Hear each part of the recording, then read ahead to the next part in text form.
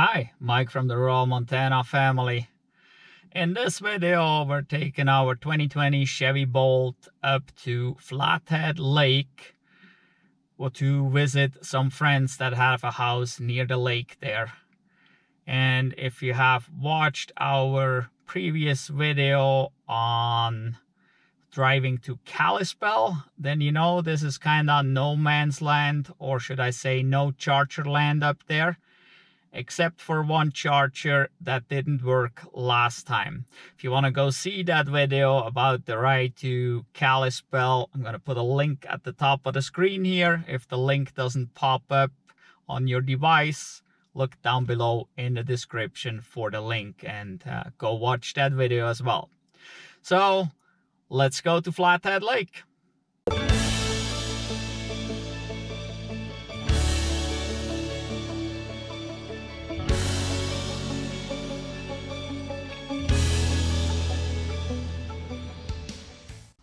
So we're driving up to Flathead today. We're taking Highway 93 and we're going up on the west side. Our friend's cabin is near Big Arm, which is roughly about halfway up on the lake. It is about 100 miles to get there, so it shouldn't be a big deal with the Chevy Bolt at all. I mean, we got plenty of range. We charged it up to 100% this morning. So we should get there and back, no issue. But at the same time, we want to see if the DC fast charger in Polson now works. So we'll stop in there and just charge up a little bit just to make sure and see if it works now. I was there like 3 months ago. Let's see, it was the end of April actually when I was there. And it didn't work, and I contacted tech support and so on and so forth. And now I've seen on PlugShare that some people were able to charge, other people were not. So I want to go check it out and see if it works and how it works, what's going on up there, and go from there. And then we'll go to our friends. So last night I set the car to departure charging for 8:30 a.m. Now it's a Sunday because it's past 8:30 a.m. Saturday, but that's where we were at. So we want to switch this back to immediate so we don't have any problems later. If you forget to do that and you plug into a level 2 charger somewhere, it will not charge, okay? So it's always best to set it back right away if you possibly charge somewhere else. And we might, I don't know at this point. But we want to set it back right away to immediate, since the possibility is there that we will do a level 1 or level 2 charge somewhere else. As we're spending the night up there, that's a possibility. Also, we did set it to 100%. So anytime we travel, we take advantage of that to charge the battery fully, which helps to kind of calibrate or equalize all the battery cells and calibrate the BMS. So definitely a good thing to do this once in a while. Just don't let it sit all night. You know, see if you can leave within an hour or two after reaching 100% of charge. And currently we show a max of 332 miles, which is way above the rated EPA range. We show an average of 282 miles, really super good. The minimum is 195, and even that is pretty darn good compared to all the winter driving we done. And so if you don't know how bad it can get in winter driving, go check out our videos that we have driving with the Bolt in the wintertime. There are several of them, and you'll be surprised how little you get out of it in the wintertime. But today we're doing great. Shouldn't be a problem to do about 100 miles to get there. Shouldn't be a problem to get back on the same charge. But like I said, we can even charge up there at a DC fast charger. Let's look at the stats here. Current ambient air temperature is 71.6. The battery coolant is at 68 because it's nice and toasty. It's been nice and toasty. Battery average temperature there is 75, so plenty warm. And the state of charge is 97.5. Okay, so only 97.5, not 100%. Here it shows 100%. If you watch my other videos, then you know once we drop down to 95, then it will actually switch to 95. But until it goes down to 95, it stays at 100%. So it always, or it can show up to 5% higher, which I don't like that part. So actual state of charge right now is 97.5. Battery voltage is at 401 volts. And we're drawn a little bit there. But we're also bringing, you can see here, we're still plugged in. So we're actually bringing 3 kilowatts in. So yeah, we're actually here, 7,500, 7,600 watts is still being charged at this point at about 9.4 amps. One of the funny things is right now climate control's off. If I switch this to auto, set to 71 here with 73 ambient, so it's about 70-ish inside here. Now look at this, cabin heat 800 watts, cabin AC 1500, cabin heat went up. Look at this. So right now I'm totally comfortable and I do really not need the AC on at all, the air conditioning, the HVAC system. If I have it set to auto right now, it's using a lot of power. It's using 1400 watts to heat this up, because wherever the temperature sensor is, it's still cold, but it also runs the AC to dehumidify the air in here. So we're running now what? Oh, there we go, about 7500 watt for the heater plus another 1700 watt for the AC.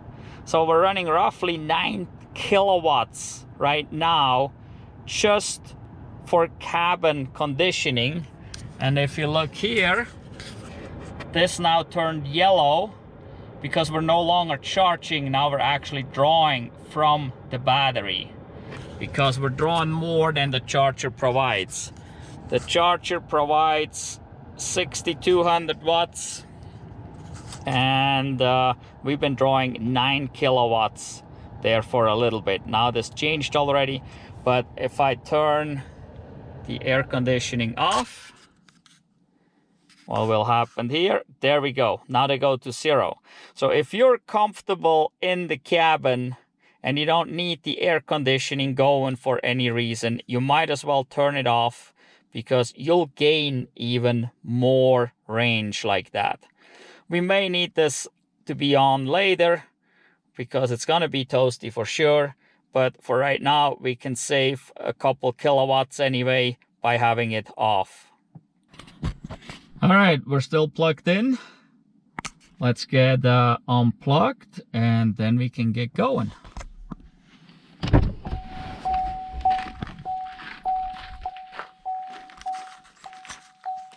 And we are using our adapter here because we're using the Tesla charger. That's going right over here. So if you haven't seen the video about the adapter, I'm gonna put a link at the top of the screen. And again, if that link doesn't pop up on your device, go look down below in the description and go check out the video about this adapter and another one we had previously. But this is the one to go with. Haven't had any issues yet. After a couple months, it is still working great. And we're gonna take this adapter off here and take it with us, just in case we need to take advantage of a Tesla destination charger somewhere. All right, we got this off and better close the door. I have a tendency to forget that because over here on the Tesla, it does close itself, so you get used to stuff like that real easy. All right, let's see here. So far over the last 1600 miles, we ran at 3.6 miles per kilowatt hour. That's pretty good. And for today, let's reset that and start over and see how today's trip goes. Let's go.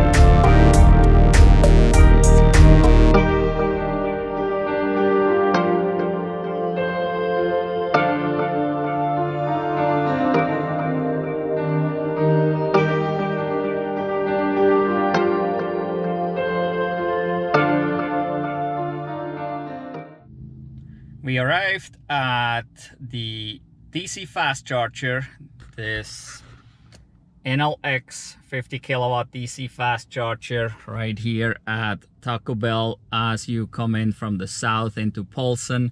That's where it is located, and actually across the road there is the Walmart. So you would turn at the light before the Walmart, but you turn left to come in here to this one.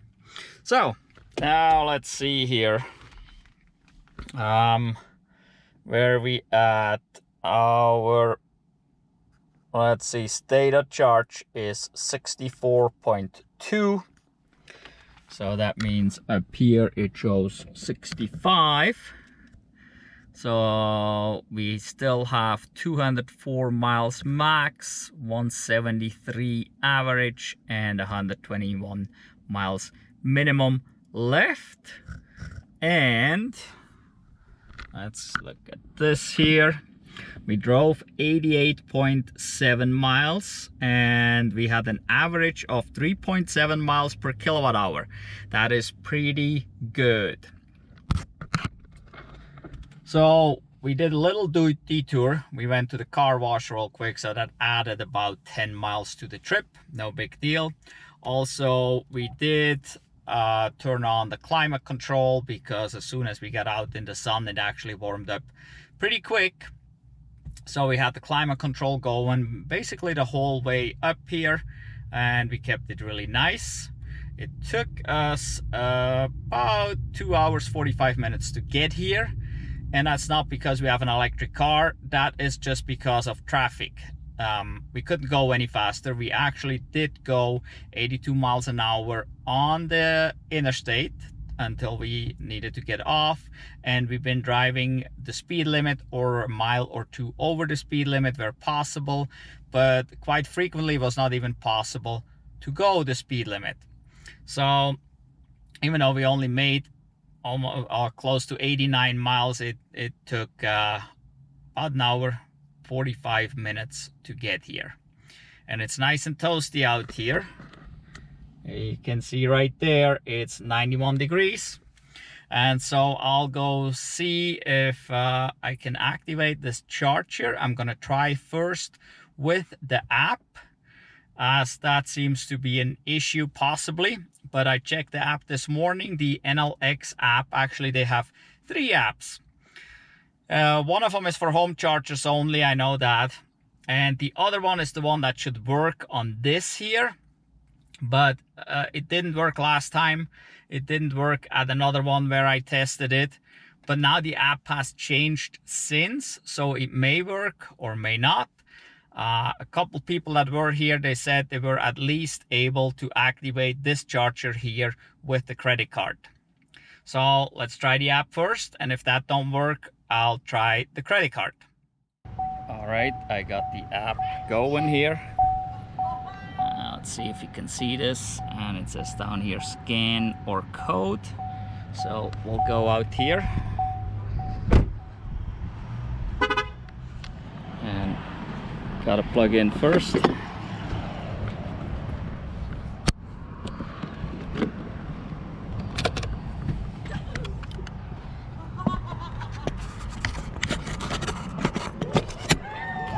There we go.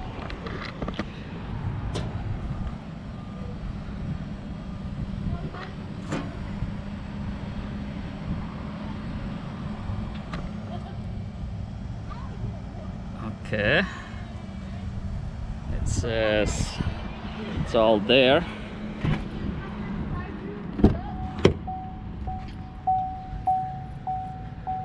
It lists the charger here. It says plugged in. Don't know.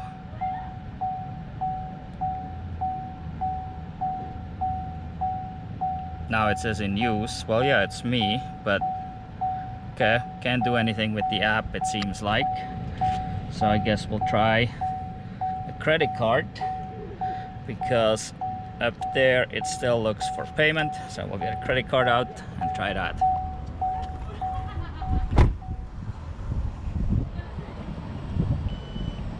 Beeped.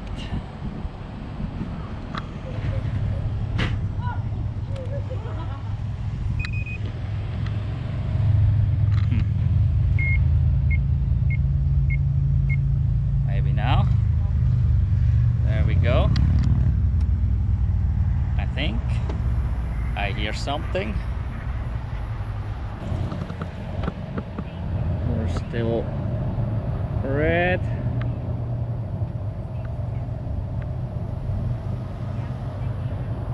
There we go, green, charging. Can't really see anything over here, but it shows 61% right there. So we should be all right. So we are finally charging here at this station.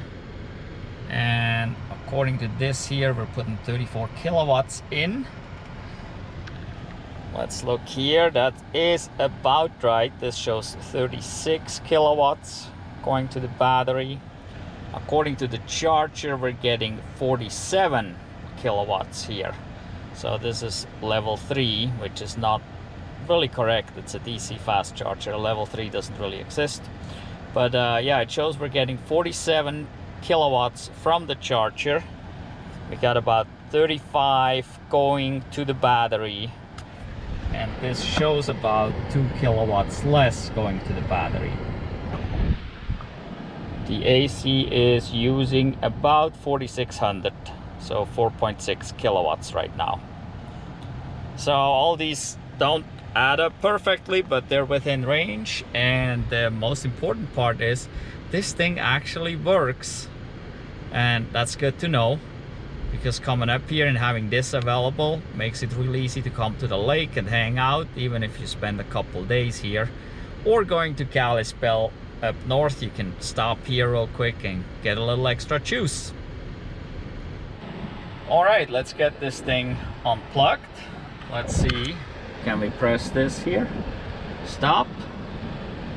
And okay, it stopped. I heard a buzzing sound, so that means the charge port unlocked. Let's unplug.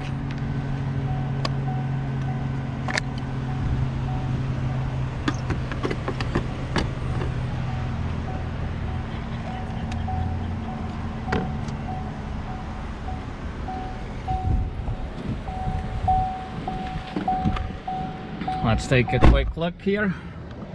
So we got 197 max, 167 average, 136 miles minimum. Let's bring it over here, or maybe this way. So we still got 88.7. We got 3.7 miles per kilowatt hour showing right now. And let's look at the state of charge. Raw is 71.6. That means it shows 75 here. So it's 3.5% roughly higher here than it actually is. But that's how it is. All right. Gonna go across the street, pick up my wife and kid, and off we go to our friends.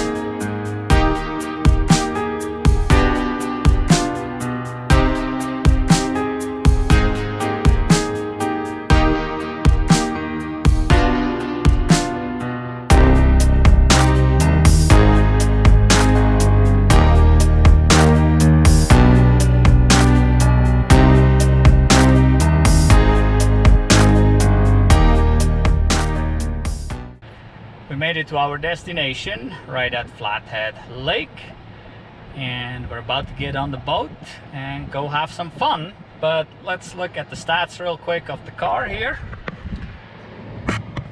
We drove 102.9 miles and we got 3.8 miles per kilowatt hour. That is pretty darn good. And currently the car is estimating a max of 188, average of 160, or a minimum of 131 miles. We did not really charge at the DC fast charger in Polson. I mean, we're just plugged in a little bit and then went on.